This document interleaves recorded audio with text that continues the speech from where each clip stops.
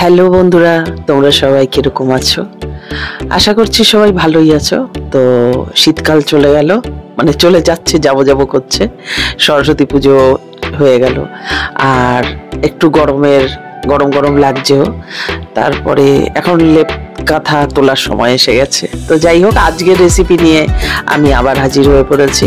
তো শীতকালে এই রেসিপিটা কিন্তু সবার বাড়িতেই হয়ে থাকে। তো আজকে বানাচ্ছি কই মাছ দিয়ে, মানে আলু ফুলকপি দিয়ে কই মাছ। তো কারা কারা খাও বলো তো এই আলু ফুলকপি দিয়ে কই মাছ? আর এই আলু ফুলকপি দিয়ে কই মাছ, তেল কই, এগুলো কিন্তু দারুণ লাগে খেতে। বাঙালি রান্নার উপরে আমার মনে হয় না কোনো রান্না আছে বাঙালিদের মতন যে রান্না।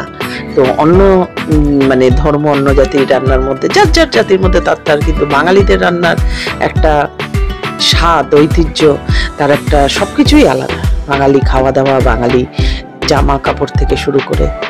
তো আজকে বানাচ্ছি যে আলু ফুলকপি দিয়ে কই মাছের রসা।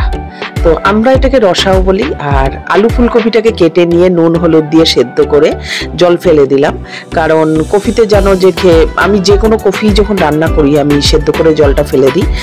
আর এখানে দেখো আমি কই মাছগুলোকে নুন হলুদ মাখিয়ে তারপরে ভালো করে ভেজে নিচ্ছি। আর মশলার মধ্যে এখানে তোমরা দেখতে পাবে মিক্সিতে গুলে তারপরে তোমাদের দেখাচ্ছি। আলু ফুলকপিটাকে ভেজে, মানে আগে সেদ্ধ করে তুলে নিয়ে তারপরে এখন যেই তেলে মাছ ভাজলাম ওই তেলের মধ্যেই আলু ফুলকপিটা এখন ভাজছি। আর মশলার মধ্যে একদম সিম্পল মশলা, জিরের গুঁড়ো আর লঙ্কার গুঁড়ো আর হচ্ছে নুন হলুদ আর টমেটো, ব্যাস, আর কিচ্ছু লাগবে না। আর ফোড়ন বা সম্বার তোমরা কে কোনটা বলো, আমরা ফোড়ন বলি, আবার সম্বারও বলি। তো সম্বারটাই বেশি বলা হয়। তো সম্বারে দিয়ে দিয়েছিলাম জিরে, মানে যেটা সাদা জিরে গোটা, আর তেজপাতা। পুরো ভিডিওটা দেখতে থাকো, তাহলে তোমরা বুঝতে পেরে যাবে। তো গোটা জিরে আর তেজপাতা দিয়ে দিয়েছিলাম। আর দেখো, সবসময় না আলু ফুলকপি না সেদ্ধ করে একটু ভালো করে লাল লাল করে ভেজে নেবে, তাহলে কিন্তু রান্নার স্বাদ কিন্তু দ্বিগুণ হয়ে যায়। আর এইরকম ভাবে রান্না করে খাবে, দেখবি তোমাদের আমি কথা দিলাম দারুণ লাগছে, মানে দারুণ। তোমরা এরকম করে রান্না করে খাবে, তোমরা আমাকে কমেন্ট করে জানাবে যে হ্যাঁ দিদি, সত্যি খুব ভালো হয় এরকম করে। আর আরেকটা জিনিস, আমি এই যে মশলাটা বললাম তোমাদেরকে, জিরে লঙ্কা টমেটো আর তার সাথে দিয়েছি গোটা গরম মশলা, একসাথে পেস্ট করে নিয়েছি। আর আমার আলু ফুলকপিটা দেখো ভাজা হয়ে গেছে, এখন আমি তুলে নিচ্ছি। আর এটা তুলে নিয়ে তারপরে এর মধ্যে দিয়ে দেবো গোটা জিরে, মানে গোটা জিরে মানে সাদা জিরে যেটা, আর তেজপাতা। আর গরম মশলাটা আমি কেন ওই মশলার সাথে পেস্ট করে নিলাম, যদি নামানোর সময় গরম মশলা দিই না তাহলে কি হয় বলতো, একটু উগ্র গন্ধ লাগে। আর কষানোর সময় গরম মশলাটা দিলে একদম একটু হালকা হালকা গরম মশলার গন্ধ আসে, আর মাছেরও গন্ধটা থাকে, বেশ ভালো লাগে। কারণ মশলাটা কষিয়ে কষিয়ে গন্ধগুলো একটু হালকা করে দেওয়া, সেটাই কিন্তু খেতে ভালো লাগে, আর গন্ধটাও বেশ ভালো লাগে। তো দেখো এখন দিয়ে দিলাম সাদা জিরে গোটা, আর তার মধ্যে দিয়ে দেবো এবার তেজপাতা। তো যারা এর মধ্যে একটু মিষ্টি খেতে চাও, আমি মাছে মানে কালিয়া টালিয়া হলে কিন্তু মিষ্টি দিই, মানে কাতলা কালিয়া হলে, পোনার কালিয়া করলে এরকম মিষ্টি দিই, কিন্তু তারপরে কিশমিশ দিই। সেদিন যেরকম করেছিলাম কই মাছের তেল কই, তো সেই রান্নাটা দেখাইনি তেল কইটা, কিন্তু খাওয়ার সময় যেটা তোমাদের দেখিয়েছিলাম ভিডিওটা। তো যাই হোক, এবার দেখো তেজপাতা দিয়ে দিলাম। আর যেই মশলাটার কথা বলছিলাম, এই যে সেই মশলাটা মিক্সিতে আমি পুরো পেস্ট করে নিয়েছি। গরম মশলা আছে এর মধ্যে, গোটা গরম মশলা, দারচিনি, এলাচ, লবঙ্গ, সব স্বাদ অনুসারে পরিমাণ মতো। আর আছে একটা টমেটো দিয়েছি, আর দিয়েছি জিরের গুঁড়ো, লঙ্কার গুঁড়ো, নুন হলুদ। আর অল্প না, ওখানে দিয়েছি নুন দিয়েছি, হলুদ দিইনি। আর এখন আমি দিয়ে দিচ্ছি, দেখো নুন দিলাম, এরপরে দিয়ে দেবো হলুদ। মানে এগুলো সব নিজের স্বাদ, যারা রান্না করে আন্দাজ করে করে, তো তারা সেইভাবেই দেয়। তো আমি এখন এই যে দেখো হলুদটা দিয়ে দিলাম, দিয়ে তারপরে মশলার যে বাটিটা ছিল ওটা ধুয়ে জলটা দিয়ে দিলাম। দিয়ে এরপরে এই যে মশলাটা, এটাকে একটু ভালো করে কষাতে হবে, একটু ভালো করে মানে কষিয়ে। আর দেখবে রান্না করতে করতে না কখনো ঢাকনা খুলে দেবে না, তাতে কি হয় তেলগুলো না সব উড়ে যায়। দেখো আমি তখন থেকে কিন্তু রান্না করছি, ঢেকে ঢেকেই কিন্তু রান্না করছি, তাহলে তেলটা উঠে যায় কম, মানে ফোড়ন দেবে কিছু দেবে, তেলটা দেখবে ওপর দিকে উঠে আসে। তো সেই জন্য একটু ঢেকে ঢেকে রান্না। আর এই যে এখন দেখো ভালো করে মশলাটা কষিয়ে নিচ্ছি। আর কারা এরকম করে রান্না করে খাও? আর এই সরস্বতী পুজোর সময় যে খিচুড়িটা করেছিলাম দারুণ হয়েছিল, তোমাদেরকে আমি বলেছি খিচুড়ি, ওইরকম শীষ পালঙের তরকারি, তারপরে কুল দিয়ে টমেটো দিয়ে চাটনি, পায়েস, মানে মনে হচ্ছিল যেন পুরো ভোগের রান্না। আর যেহেতু পুজোর সময় একটু এইসব রান্না টান্না করলে বেশ ভালোই লাগে, ভোগের প্রসাদের মতনই লাগে। তো এখন আমার মশলাটা কষানো হয়ে গেছে, আর এবার আমি দিয়ে দেব এই যে ভেজে রাখা আলু ফুলকপি এগুলো।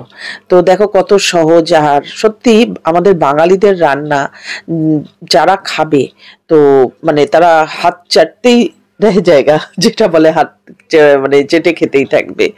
তো বাঙালি রান্নার মানে তুলনা হয় না। বাঙালিদের ভেটকির পাতুরি, তেলকই, তারপরে মূলো দিয়ে ভেটকি কারা খাও, তারপরে ঝাল মাছের বিভিন্ন কত আছে রান্না, কত বলবো, নারকল চিংড়ি, চিংড়ির মালাইকারি, ডাব চিংড়ি, বলো বাঙালিদের প্রচুর প্রচুর ভ্যারাইটিস। যেহেতু ভাত, আর ভাতের সাথে ভ্যারাইটিস, নানান রকম মাছের মাথার ডাল, নানান রকম ভেজ ডাল, কত বলবো। কিন্তু বিদেশিদের দেখো, এরা খাবে হচ্ছে একটা হয়তো মাংস, আর তার সাথে স্যালাড সবজি, আর তার সাথে ব্রেড নিয়ে নেবে। আর যারা রাইস খায়, মানে বেশিরভাগ আমাদের এশিয়ার কান্ট্রির দিকে রাইসটাই বেশি খায়, তো যারা খায় তারা কিন্তু ওই এইসব রান্নাগুলো করে খায়, আর বেশিরভাগ মাংসটাই থাকে। আর তোমাদের আমার ভিডিওগুলো কিরকম লাগছে অবশ্যই কিন্তু তোমরা কমেন্ট করে জানাও। আর যেটা হচ্ছে যে আমার একটা ইউটিউব চ্যানেল আছে, তো ইউটিউব চ্যানেলের নাম হচ্ছে জলিস কিচেন অ্যান্ড ব্লগিং। তো তোমরা যারা এখনো পর্যন্ত আমার চ্যানেলটি সাবস্ক্রাইব করোনি, অবশ্যই কিন্তু গিয়ে ভিডিওগুলো দেখে তোমরা আমার চ্যানেলটিকে কিন্তু সাবস্ক্রাইব করে দিও। আর সাবস্ক্রাইব করার পরে তোমরা যদি ভিডিওটা 3 মিনিট না দেখেছো, তো সেই সাবস্ক্রাইব কিন্তু হয় না। সেই সাবস্ক্রাইব করার পরে কিন্তু ওটা আনসাবস্ক্রাইব হয়ে যায়, বা ওটা ডেট সাবস্ক্রাইব হয়ে যায়। তো প্লিজ প্লিজ প্লিজ তোমরা সাবস্ক্রাইব করার পরে আমার যে কোনো ভিডিও 3 মিনিট অবশ্যই একটু দেখো। আর যারা ফেসবুকে আছো তাদেরকে আমি বলে দিচ্ছি, তোমরা আমার এই প্রোফাইলটা যারা এখনো ফলো করোনি, অবশ্যই কিন্তু ফলো করে দিও। এই প্রোফাইলটা থেকে আমি কোনো পেজ খুলিনি, আমার আরেকটা প্রোফাইল আছে, সেখান থেকে আমি জলিস কিচেন অ্যান্ড ব্লগিং এর আমি একটা পেজ খুলেছিলাম, কিন্তু আমার ওই আইডিটা কিন্তু একটা রেস্ট্রিকশন এসে গেছে, কপিরাইট ক্লেম খেয়ে গেছে। তো আমি তো এত মানে পাকাপোক্ত হইনি এখনো, সোশ্যাল মিডিয়াতে ভিডিও বানাচ্ছি, যতটা জানি ততটা দেখে দেখে শিখে শিখে করছি। তো তোমাদেরকে বলছি, যারা আমার এই প্রোফাইলটা এখনো ফলো করেনি, প্লিজ প্লিজ তোমরা ফলো করে দাও।